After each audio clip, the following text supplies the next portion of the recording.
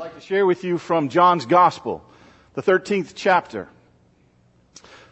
It's the night that Jesus has gathered with the disciples for Passover. If you know the traditions of Passover, it's a chance for folks to remember Moses and the Israelites escaping Egypt, escaping bondage. During that celebration, the youngest asks questions and stories are told. It's a way of remembering, a way of celebrating, a way of marking pain and suffering. It's the reminder that even when given freedom, some would have preferred to go back to the flesh pots of slavery rather than walk in the wilderness of freedom. But Jesus is gathered with the disciples on that night, and He knows what's coming. There's a transition. The disciples, even though they've been told, do not make the connection. So here now from John's Gospel, we hear these words that remind us of a part of what happened that night. Now, before the festival of the Passover, Jesus knew that His hour had come to depart from this world and to go to the Father. Having loved His own who were in the world, He loved them to the end. The devil had already put it in the heart of Judas, son of Simon Iscariot, to betray Him. And during supper, Jesus, knowing that the Father had given all things into His hands, and that He had come from God and was going to God, got up from the table, took off His outer robe, and tied a towel around Himself. Then He poured water into a basin and began to wash the disciples' feet and to wipe them with the towel that was tied around Him.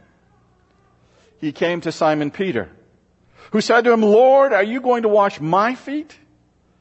Jesus answered, "You do not know now what I am doing, but later you will understand." Peter said to Him, "You will never wash my feet." Jesus answered, "Unless I wash you, you have no share with me." Simon Peter said to Him, "Lord, not my feet only, but also my hands and my head." Jesus said to him, "One who is bathed does not need to wash except for the feet, but is entirely clean. And you are clean, though not all of you." For He knew who was to betray Him. For this reason He said, "Not all of you are clean." After He had washed their feet and had put on His robe and had returned to the table, He said to them, "Do you know what I have done to you? You call me teacher and Lord, and you are right, for that is what I am. So if I, your Lord and teacher, have washed your feet, you also ought to wash one another's feet. For I have set you an example, that you also should do as I have done to you. For very truly I tell you, servants are not greater than their master, nor are messengers greater than the one who sent them." When He had gone out, that being Judas Iscariot, Jesus said, "Now the Son of Man has been glorified, and God has been glorified in Him. If God has been glorified in Him, God will also glorify Him in Himself and will glorify Him at once. Little children, I am with you only a little longer.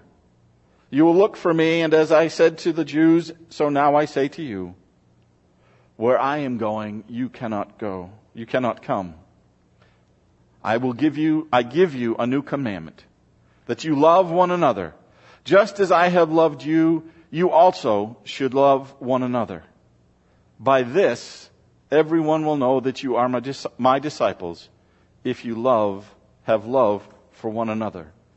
The word of God for the people of God.